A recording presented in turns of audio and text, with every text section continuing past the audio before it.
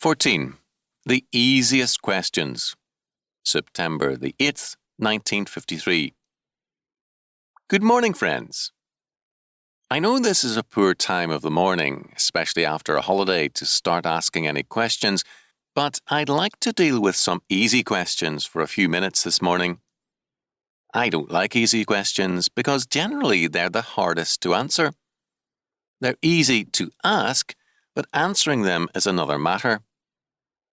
Children can ask some about almost everything under the sun, and we can recall asking the same questions years ago, but we still don't know the answers. You can sum up most of these easy questions with hard answers in a single word. Why? Why does God do the things the way He does? Why must I suffer as I have been suffering? Why must I go through the things that are ahead of me? Why did this have to happen to me? We can't help asking these questions. Christ, as the perfect and representative man, asked it for all of us on the cross when, in His dying agony, He cried out, my God, why hast Thou forsaken me? Matthew 27:46. My God, why? He asked for all of us, as He was dying for us. And it's still our question. Some of us this morning are asking it with more intensity than others, are we not? As we face this problem or trial that confronts us, our souls are harrowed by the prospect, and we cry out, why? If Christ asked that question as our representative, it gives us the right to ask it too. He had every reason to ask that question. He was the one perfect and sinless man, and yet He suffered as no man has, before or since. He is despised and rejected of men, a man of sorrows and acquainted with grief, and we hid, as it were, our faces from Him. He was despised, and we esteemed Him not. Isaiah 53:3.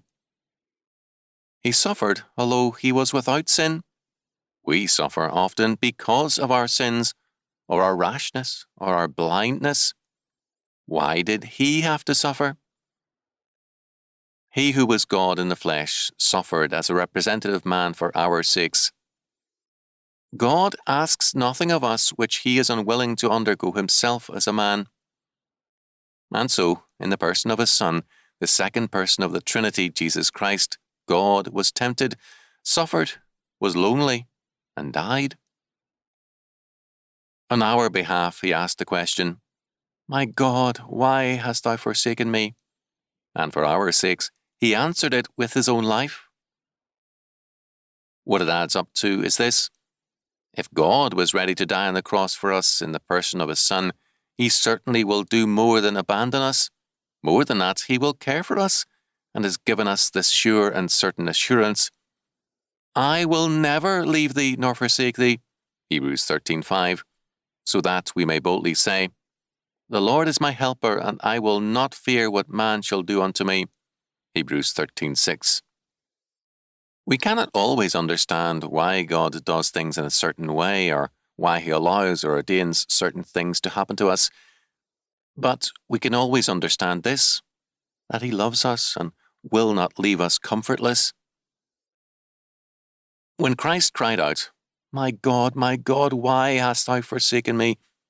It meant this, that He, who had become sin for us, took upon Himself our punishment and gave us His life and holiness. Therefore, we who believe Him are never again forsaken by God, but are eternally with Him, now and in the world to come. As long as God is God, we can never be forsaken. We can be in great difficulties.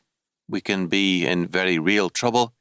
We may not be able to see any light on the road ahead, but we are never forsaken. It is still easy to ask, why? But God gave a hard answer to that question on the cross, the answer of His own life. The only answer we can give to the same easy question is to give our lives to Him who is the answer. Then, even in our difficulties, we have the confidence of His presence and guidance. In the words of one man, I do not know why God has brought me here, into this place of sorrow, tears, and woe. The very cross I dreaded most is near. The hour comes when I must rise and go. I do not understand why easier roads are closed to me who prayed so long. I only know that yesterday the loads I dreaded he took up and gave me song.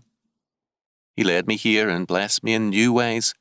How can I doubt his goodness then? He who blessed me in my yesterdays will bless me yet beyond my kin. Poem by RJR. God moves in a mysterious way his wonders to perform. He plants his footsteps in the sea and rides upon the storm.